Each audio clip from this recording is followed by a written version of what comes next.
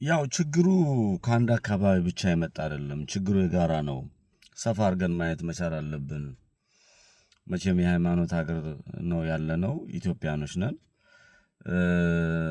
ጊዜና ወቅቱ የፈጠረው መጥፎ የሆነ የሰው ልጆች በሰላም አይኖርባት የተረጋጋች ሀገር እንዳይኖረን ተደርጎ ተሰርቶ ፈጣሪ በሰጠን ሳይሆን ሰዎች በሰሩት ይሄ ተፈጥሮ በሰራውም ሳይሆን ሰዎች በሰሩት ክፋትና ተንኮል በየአካባቢው ሰዎች እየተገደሉ እየተጨፈጨፉ ነው ያሉት። ይሄንን ሁላችንም እናውቀዋለን። በአማራ ክልልም ሰው ይጨፈጨፋል፣ ይገደላል፣ ይታረዳል። በትግራይ ክልልም ሰው ይጨፈጨፋል፣ ይታረዳል፣ ይገደላል። በኦሮሚያ ክልልም ሰው ይጨፈጨፋል፣ ይታረዳል። በሶማሌ፣ በጋምቤላ፣ በቤንሻንጉል፣ ደቡብ ክልል ላይም ልክ እንደዚህ የሰው ልጆች እያለቁ ነው። ይሄ ሀቅ ነው። ምንም መሸፋፈን መደፋፈን አያስፈልገውም። የሚገደሉት ደግሞ ምንድን ናቸው የሚባለውን ነገር ስናይ ሰዎች ናቸው የሚገደሉት።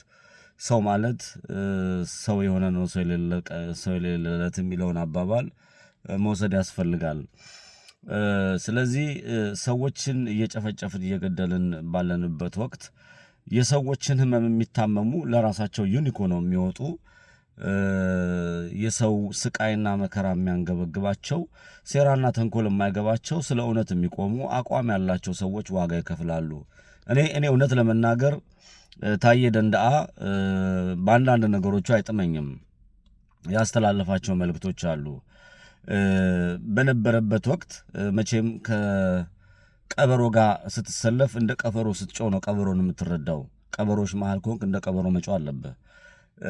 አንበሶች መሃል ስትሆን እንደ አንበሳ ማጋሰት አለብህ። አንበሳው ይረዳሃል።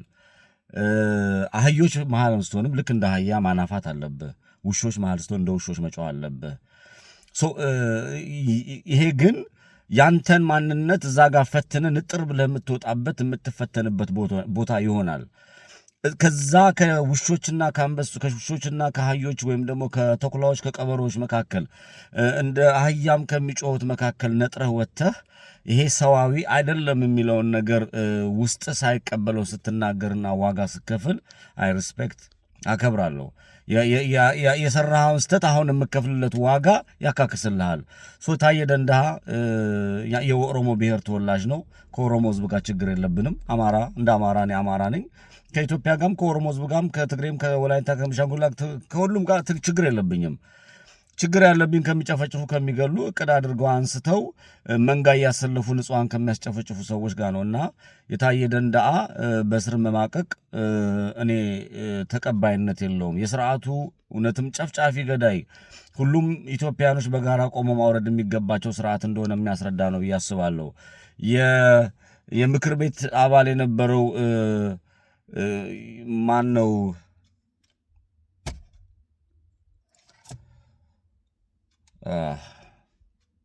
የምክር ቤት አባል ላይ የነበሩ የምክር ቤት እውቅና ሳይሰጣቸው የምክር ቤት ህግ ሳያጸድቀው ከየቤታቸው ሄደው የታሰሩ አሉ። ጋዜጠኞች እንደ ጋዜጠኛ ወስደው ታፍነው የታሰሩ አካላቶች አሉ። በተመሳሳይ በተለያየ ቦታ ላይ ለምሳሌ አንጋሳ የአዲስ አበባን ህዝብ ሙልጥ ከፍ ዝቅ አድርጎ የሰደበ ሰው ነው። አንጋሳ አውቃለሁ፣ ይሄንን እንደተሳደበም ማስተዋላለሁ።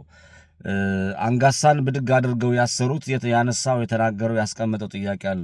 ክርስቲያን ታደለ እነ ክርስቲያን ታደለን በተመሳሳይ ጋዜጠኛ ራያ ላይ አፍሰዱት።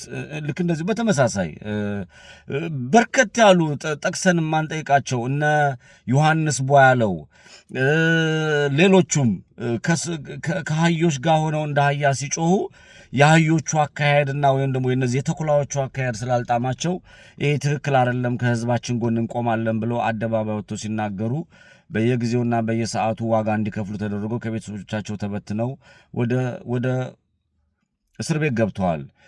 ከሶማሌም ልክ እንደዚህ ዋጋ የሚከፍሉ ሰዎች አሉ። እነዚህ የምናውቃቸው በህይወት የተረፉ ናቸው። ስርዓቱ የሚጨፈጭፋቸውና የሚገላቸው በርከት ያሉ ዜጎቻችንም እንዳለ መዘንጋት መቻል የለብንም። ለእውነት ዋጋ የሚከፍሉ አካላቶችን ማሰብና ማየት መመልከት መቻል አለብን። እነ ክርስቲያን ታደለ ይሄ ሌሎቹም በሰራዊቱ ታፍነው ተጨፍጭፈው ወደ ስር ለማ መገርሳ ራሱ እኔ የሆነ እማየውና መመለከተው ነገር አለ ለማ መገርሳ ላይ ማለት ነው። እኔ ምን ለማንሳት ፈልጌ ነው፣ ችግሩ የአማራ ብቻ አይደለም፣ የትግሬ ብቻ አይደለም፣ የኦሮሞ ብቻ አይደለም፣ የቤንሻንጉል ብቻ አይደለም፣ የሶማሌ ብቻ አይደለም። ችግሩ ጨፍጫፊ ገዳይ የሆነ ከአናት ላይ ተቀምጧል። ከስር ያሉ ጨፍጫፊ ገዳዮች ተስማምተን ህዝቡን ስንጨርፍ አንተም ዝም በል እኔም ዝም በል ተባብለው ተማምለው የኢትዮጵያን ህዝብ እየጨፈጨፉ እንዳለ ነው የሚረዳኝ። የኢትዮጵያ ህዝብ ለዋጋ የከፈሉትን አንርሳቸው። ይሄንን ስርዓት ደግሞ ከላያችን ላይ ገርሰን ለመጣል ብዙ ከበቂ በላይ ምክንያቶች አሉን። ትውልድ ገዳይ፣ ትውልድ ጨፍጫፊ፣ ንጹሐንን አርጋፊ፣ ለህዝብ ደንታ የሌለው ስርዓት 4 ኪሎ ቤተ መንግስት የተቀመጠ አውሬ ከዛች ሀገር ላይ እስካላነሳን ድረስ ነገ ሰው ሆኜ እወጣለሁ በምትልበት ሰዓት የማትበላበት ምንም የለም።